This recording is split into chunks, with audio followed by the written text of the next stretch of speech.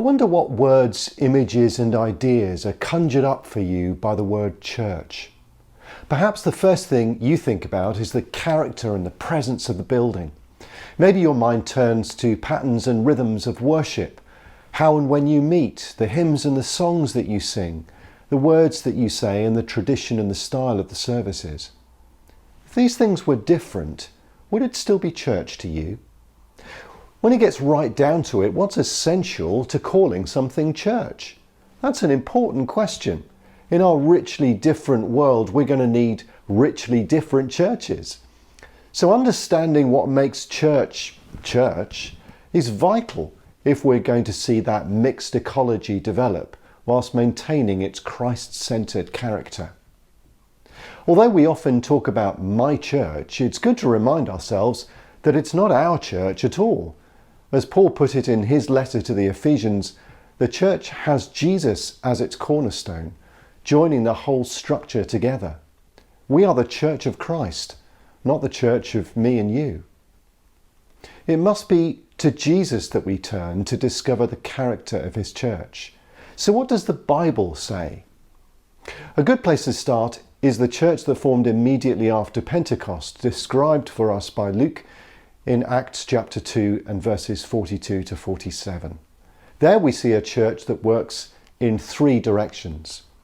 First, they met together and they shared fellowship together. They spent time together and held things in common, encouraging one another. But they also dedicated themselves to learning together. So there is an inward direction of fellowship and discipleship, of growing in love and faith together.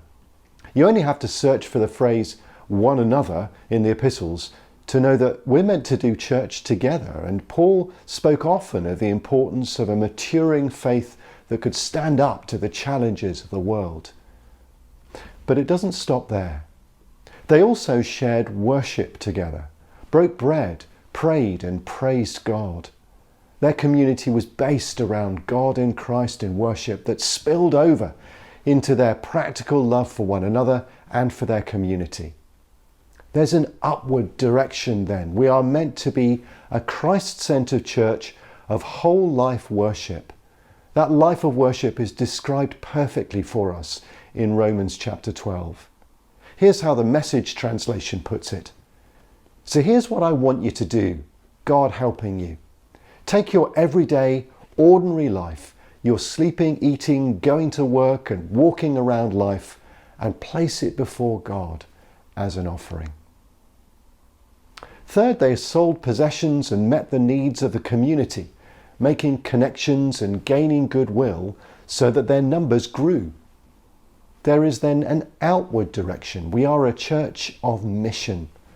As Peter puts it, we are God's instruments to do his work and to speak out for him, to tell others of the night and day difference he made for you. Our church is one of growing love and faith, Christ-centered whole life worship, and outward-facing mission. There are many, many ways to do these things and still be church. A rich variety of music and liturgy, tradition and size and meeting place and location and context, all of them still church. All of these are needed in our multicultural, multifaceted, rich tapestry of a world. People encounter God in many different ways, so one size of church isn't going to fit all. So what we need is a mixed ecology. Different sorts of churches working alongside one another, living together, learning from one another, and sharing life and faith. Chaplaincies, schools, parish churches, new forms of church, all seeking to see God's kingdom come in the places where they are. None of them better than the other, each vital. How can we be a part of that beautiful variety in Christ's church?